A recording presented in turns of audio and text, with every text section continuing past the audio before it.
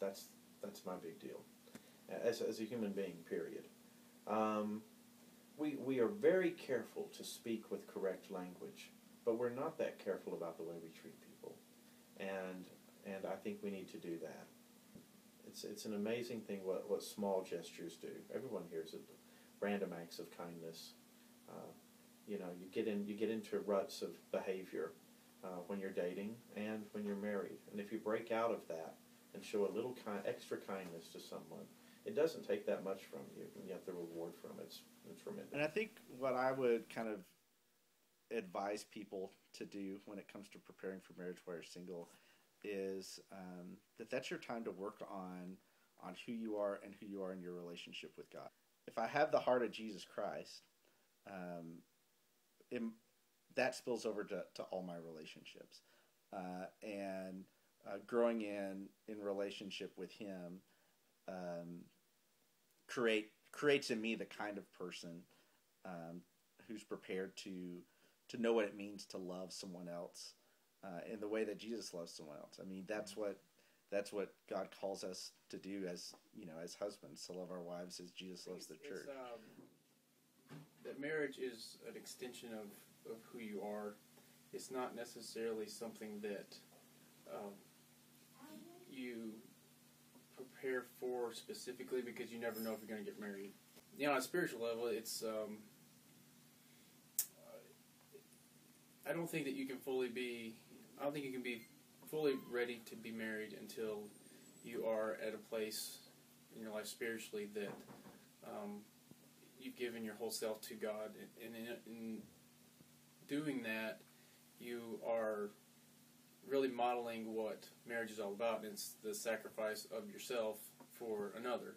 And so if you can do that in your personal life with the Spirit, with the Father, the Son, then you're able to do that in an earthly fashion by modeling your marriage after that same sort of relationship.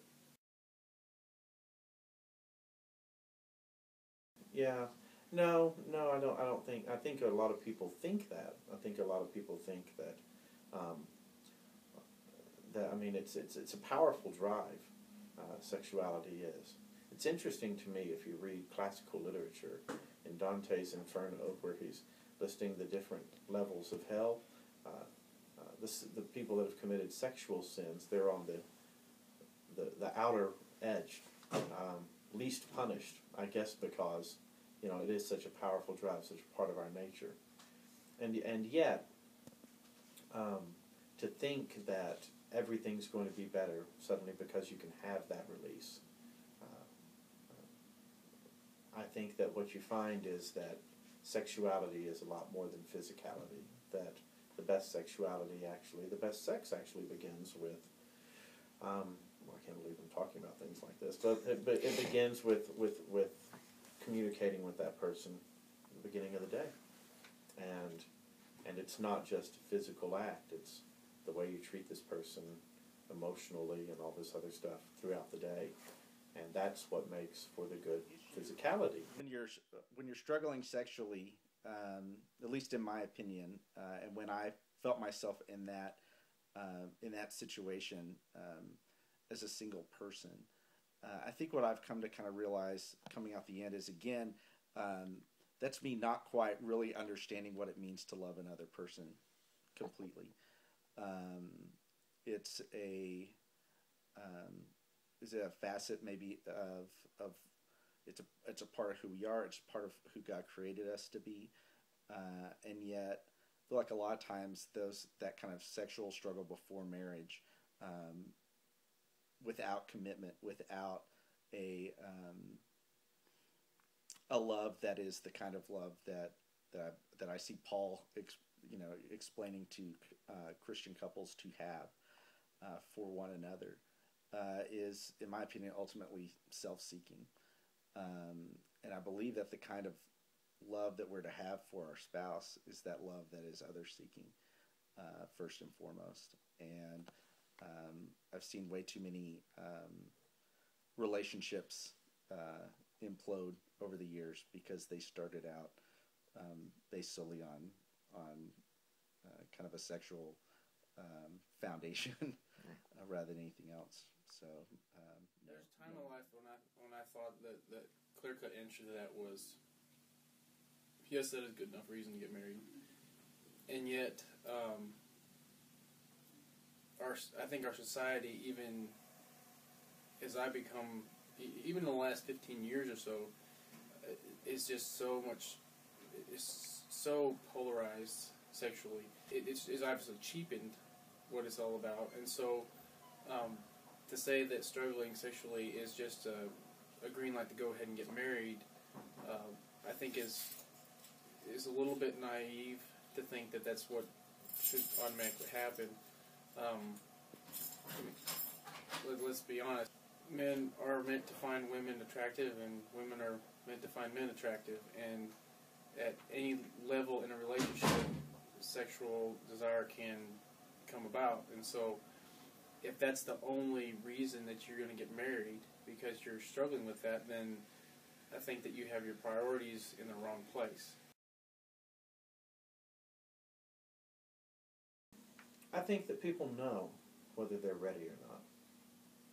And I think that if you have any question, you stay single. In relationships, it's the one time you kind of have to be selfish, because you really need to think about who you are, and you need to think about what you want out of a relationship. And you can't really think about changing someone else. You can think about the time for you. Am I going to get better? Am I going to mature down this road or whatever? You can think about, am I just not ready now? But you have to be selfish. You have to, and that goes against our Christian values.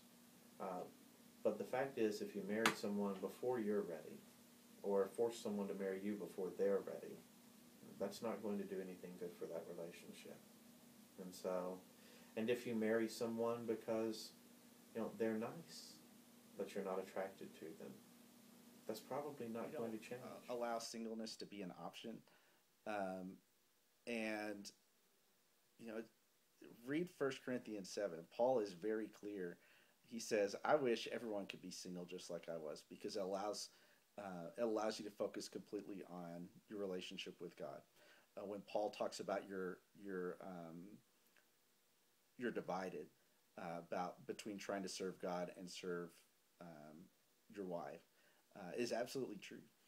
And to me, the value of singleness is the ability for you to, by yourself, learn about what it is to have your relationship with God, and to develop that, and to learn that your identity is not wrapped up in some other person. It's not wrapped up in what you do. It's wrapped up solely in relationship with God and with Jesus Christ. I do know that there is a sense of responsibility that is not there when you don't have a family. And I think God can use you in a whole host of ways through that process that an otherwise married person can't. I see as many world of possibilities in having a relationship or have a family setting as I do to be a single person. I didn't always see it that way. I always thought that that's what you had to do is get married, and that's what everybody did. But I've got lots of people that I know that are not married and not married by choice, and they live very fulfilling lives, and they are very spiritual people, and they accomplish a lot for the kingdom.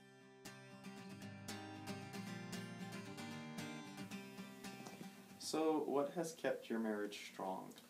Well, I think it's variety, actually. For instance, I have a number of different costumes that I like to wear early in the morning, and when my wife wakes up, sometimes I'm hovered above her in them. Or sometimes, when she's cooking, I'll leap out in my cape and, just pick her up and run off into the other room and just throw her on the couch and then leave. And so it's the unexpected. We have a scarecrow on the small farm in which we live, and sometimes what I like to do is right after she goes to sleep, I go and I get the scarecrow and I bring it into the house and I tuck it into bed next to her and I go sleep in the other room. And so then she wakes up in the morning, she's like, oh, but then, she smiles. And so I think it's little things like that, scaring your wife on various occasions, being unexpected, randomly shouting at them when they're in a public place. All of these things have kept our marriage strong.